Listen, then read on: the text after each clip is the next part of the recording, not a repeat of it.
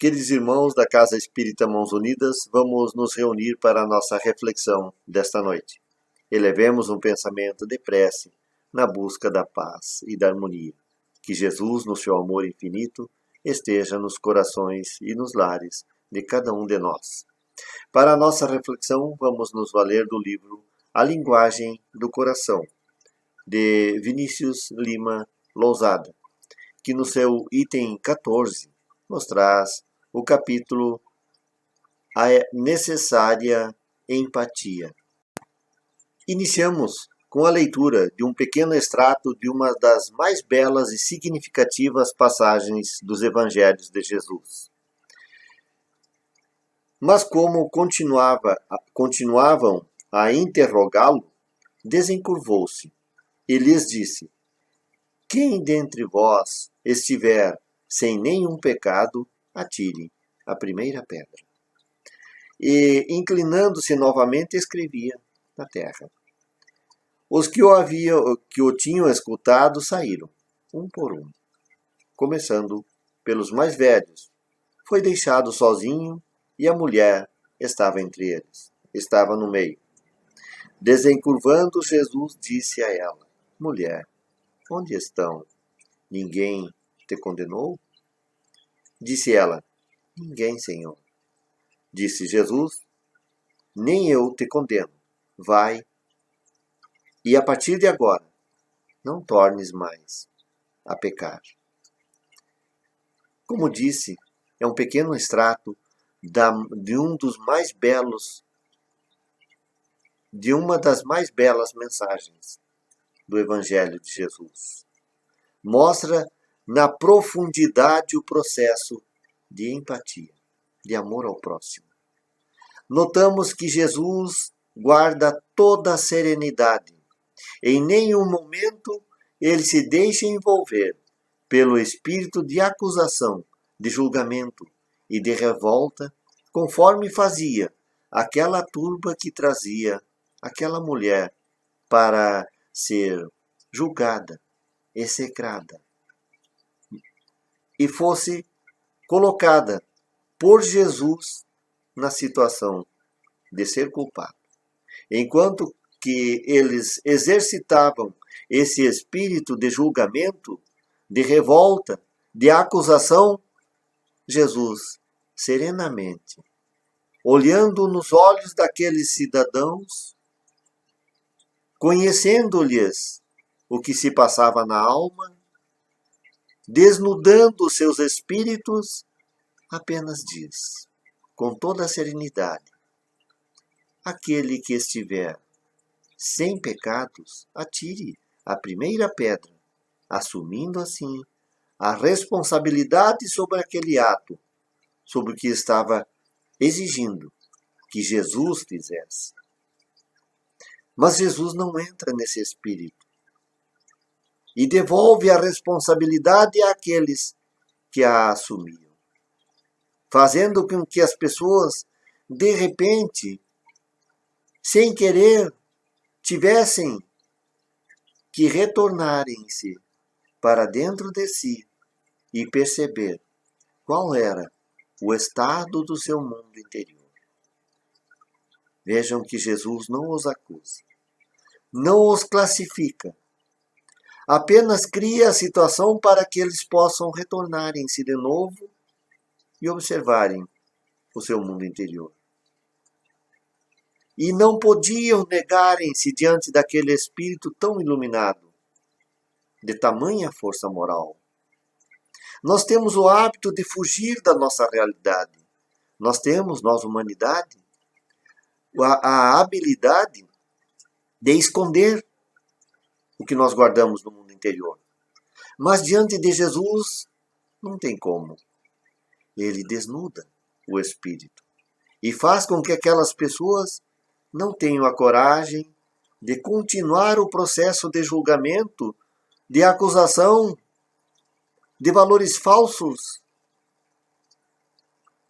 E eles saem, um por um, conforme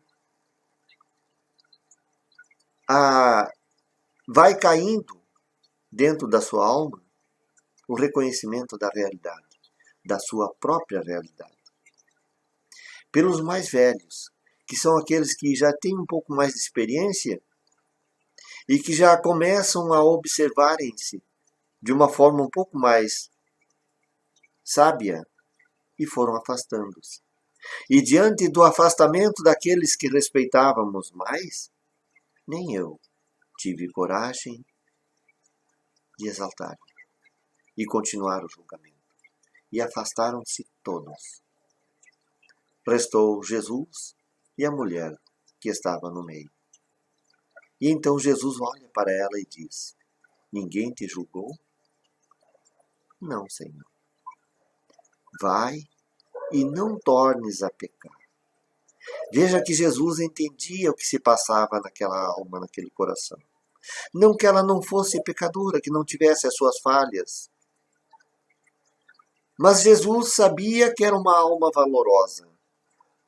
E que naquele processo de uma sociedade desequilibrada, julgadora, desumana, que não dava à mulher a possibilidade de reconstruir-se, apenas a necessidade de ser obediente e submissa, ele estava diante de uma alma valorosa, que também soube de repente olhar para dentro de si e reconhecer as suas falhas. Jesus teve esta habilidade de fazer com que todos, naquele momento, desnudassem o próprio coração e fez com que ela conseguisse reagir sobre si, reconhecer as faltas e sentir a necessidade de corrigir-se. Isso tudo chama-se empatia, a capacidade de perceber no outro o que se passa na alma. E nesses tempos que vivemos, de tamanhas discórdias, de tamanhos desequilíbrios, nesse processo de transição da nossa terra, em que nos candidatamos a um mundo de regeneração, revolvem-se as nossas realidades interiores, regurgita do nosso íntimo os nossos desequilíbrios, que encontram espelho na sociedade, nos corações dos outros, e agigantam-se os nossos desequilíbrios, nós vamos criando um estado de convulsão. De repente, um está contra o outro. Por motivos, às vezes, os mais banais. Disputamos poderes políticos, poderes econômicos, status social, com acusações, com disputas das nossas mazelas. E não sabemos sentir o que se passa no coração uns dos outros. Allan Kardec nos faz um alerta muito importante, quando nos ensina, referindo-se a esses momentos de convulsão. Mas uma mudança tão radical como essa que se elabora não pode realizar-se sem comoção. Referindo-se, então, a esse momento como um processo de mudança radical que se elabora. Há, inevitavelmente, luta de ideias. Porque as ideias que estavam estabelecidas já não servem mais para os novos tempos. É necessário revolver para, dos escombros, reconstruirmos o nosso mundo. E aqui, neste caso, o nosso mundo interior. Desse conflito, forçosamente se originarão perturbações temporárias. Essas perturbações todas, a própria pandemia, é também temporária. Não é permanente. É uma situação em que nós nos obrigamos a rever a nossa condição, o nosso status quo. O que realmente importa nesse nosso mundo e o que estamos cultivando.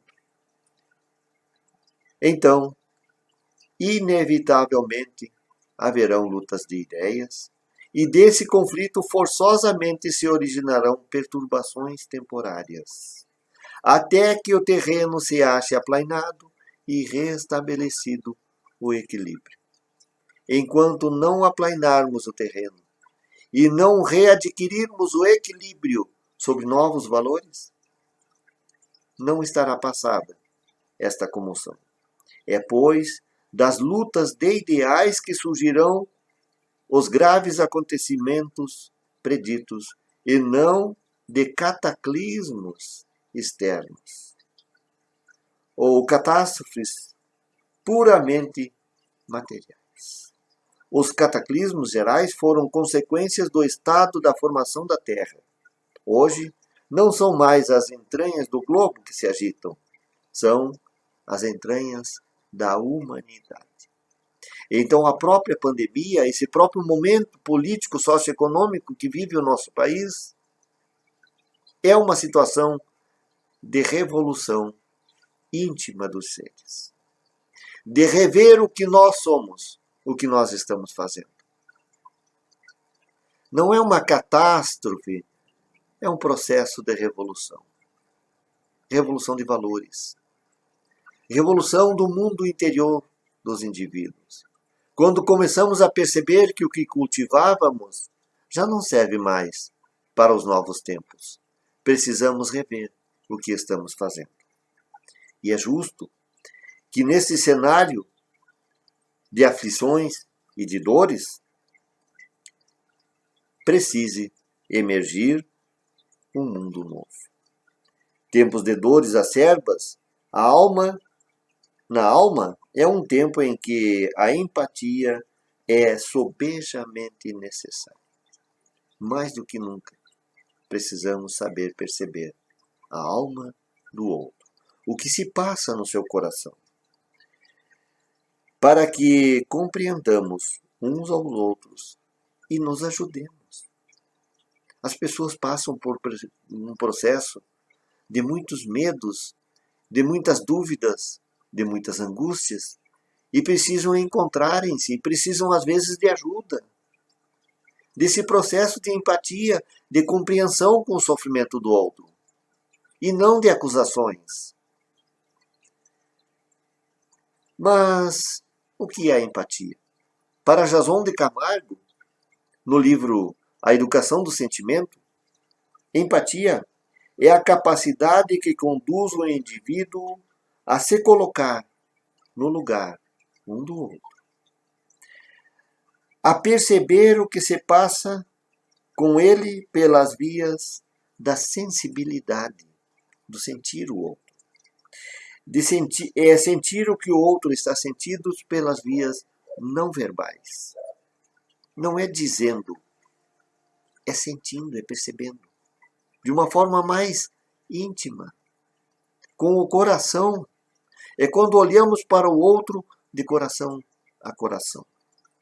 Portanto, a empatia é a habilidade socioemocional que se desenvolve, que se edifica, enquanto a aprendizagem do espírito imortal.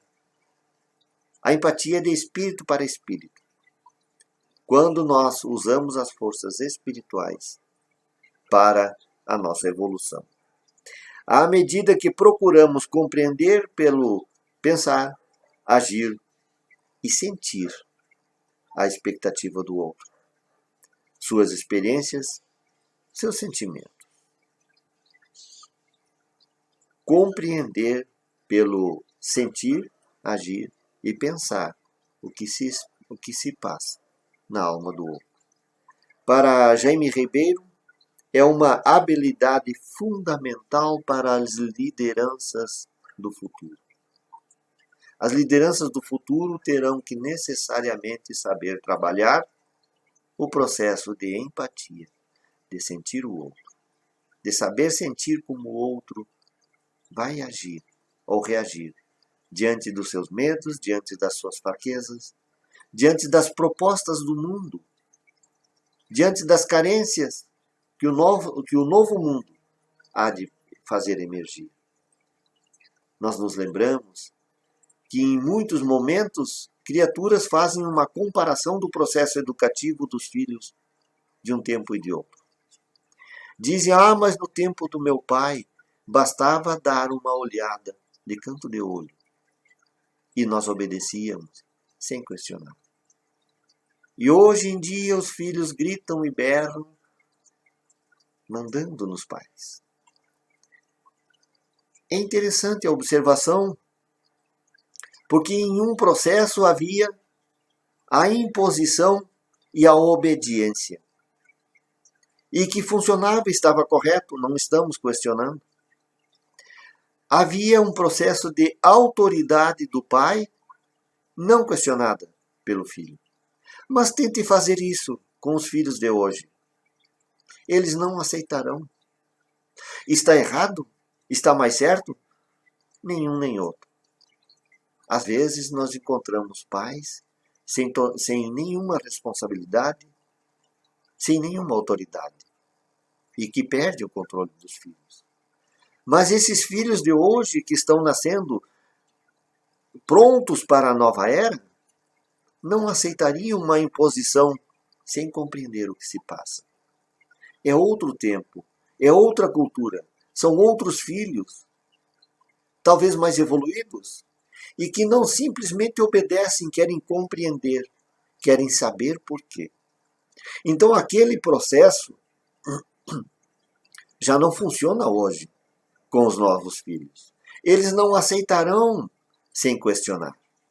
Não se dobrarão, porque sabem reagir com mais inteligência, com mais consciência de situação.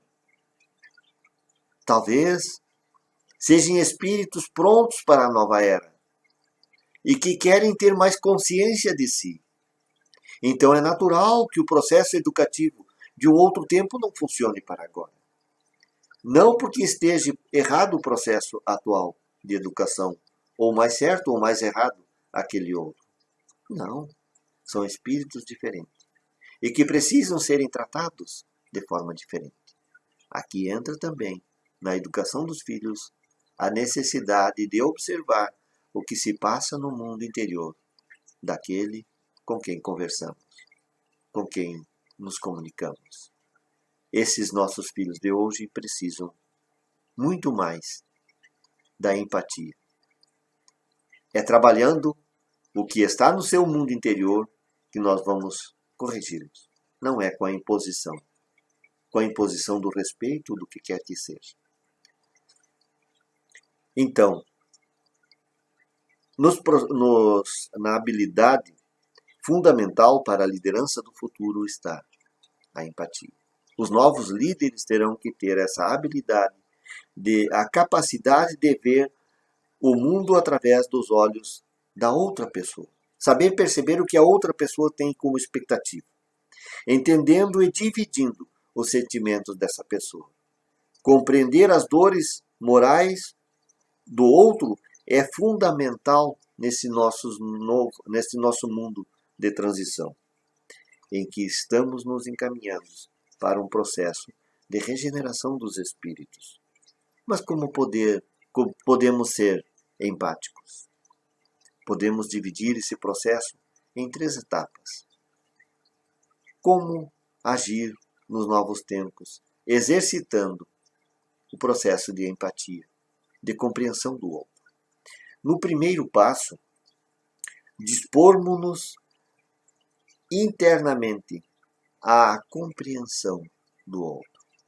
É esse exercício interior do próprio indivíduo, de se dispor a compreender, a ver como é que estão as coisas no mundo do outro. É nós abrirmos mãos, ao menos momentaneamente, do nosso modo de ver as coisas e tentar perceber como que o outro vai reagir.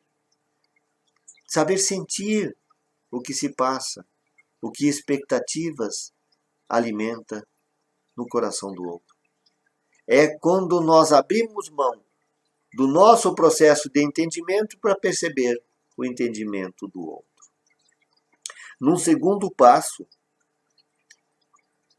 criando o hábito de olhar respeitosamente nos olhos do próximo.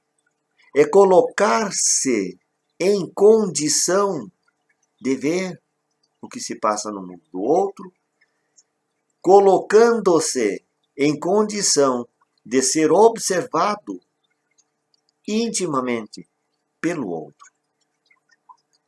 Não é apenas olhar para o mundo do outro, mas permitir que esse outro também mergulhe para dentro da tua própria alma.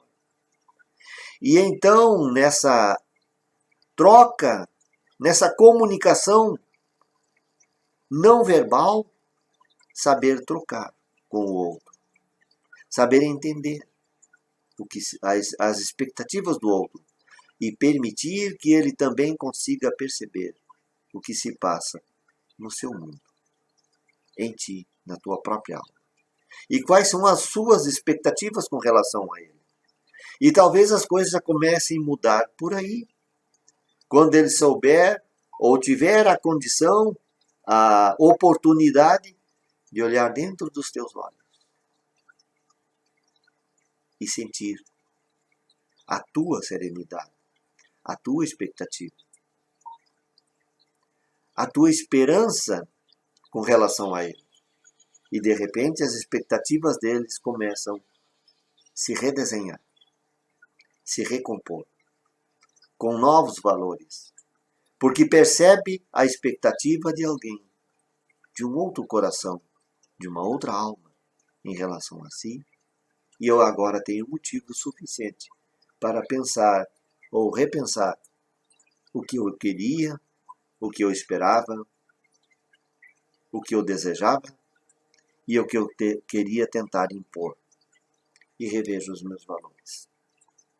Num terceiro momento, num terceiro passo, exercitar a escuta empática. Saber ouvir com a alma. Saber sentir o que o outro está tentando comunicar. Não necessariamente pelas vias verbais, mas pelo que diz. Dar tempo para entender o que a pessoa está tentando dizer. Até mesmo com as palavras. Porque as palavras, embora não no significado direto do seu significado normal, pelo qual a classificaríamos, ela expressa o que vai na alma. Às vezes no sentido contrário do que a palavra diz, do que a frase compõe o seu pensamento. Mas o que produz esse pensamento? O que está naquela alma que está tentando expressar coisas assim.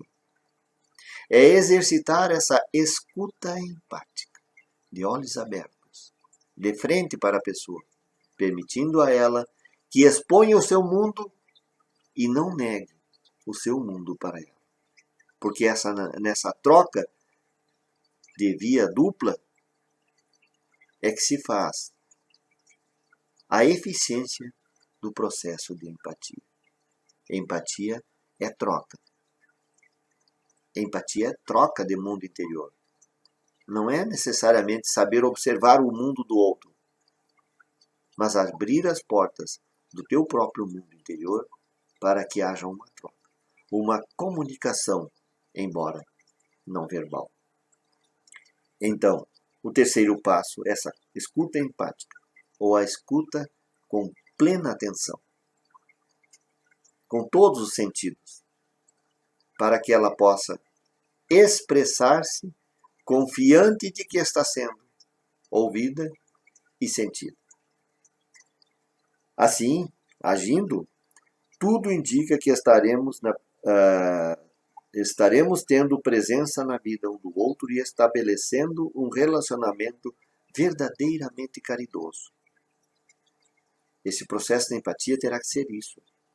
Essa escuta verdadeiramente caridosa, para que haja uma compreensão total do mundo íntimo um do outro. E às vezes a pessoa que precisa reavaliar as suas expectativas precisa observar uma nova forma de sentir. E talvez esteja encontrando em você, neste momento, a oportunidade de observar novos valores, novas formas de pensar e de sentir o mundo, a vida, as expectativas, a força do amor do amor um pelo outro. O amor no sentido mais amplo e mais completo da expressão, que é essa força interior que ilumina as almas. E quando ela tocar neste ponto na tua alma, há que se iluminar, porque vai perceber a força do amor da tua alma, iluminando a dela. E é essa força que vai dar-lhe a coragem necessária para mudar o mundo interior. Quando ela sentir-se iluminada pela tua empatia, pelo teu amor, pelas forças espirituais que você alimenta na alma, serão a inspiração de que ela precisa para iluminar a sua alma. Allan Kardec, para encerrar, no livro Obras Póstumas, nos diz que a fraternidade, na rigorosa acepção do termo, resume todos os deveres dos homens, uns para com os outros, significa devotamento, abnegação, tolerância, benevolência e indulgência. É por excelência a caridade evangélica e a aplicação da máxima: proceder para com o outro como gostaria que procedesse para contigo. É o oposto do egoísmo. A fraternidade diz um por todos e todos por um, enquanto o egoísmo diz é cada um por si. Essa é a expressão do egoísta. Eu cuido dos meus interesses. Cuide você dos seus. Este é o egoísta. Sendo estas duas qualidades a negação uma da outra, é tão impossível a um egoísta agir fraternalmente para com os outros, seus semelhantes, quanto o avarento ser generoso. Olha a força do espírito de fraternidade. A fraternidade é esse sentimento de empatia de um para com o outro. Esta é a nossa mensagem de hoje. A necessária empatia, que é essa capacidade de observar e respeitosamente observar o mundo do outro. Mas que no processo de empatia precisa saber também expor o próprio mundo, para que ele sirva de força e inspiração para o outro. Que Jesus, no seu amor infinito, nos ilumine e nos inspire, hoje e sempre. Que assim seja.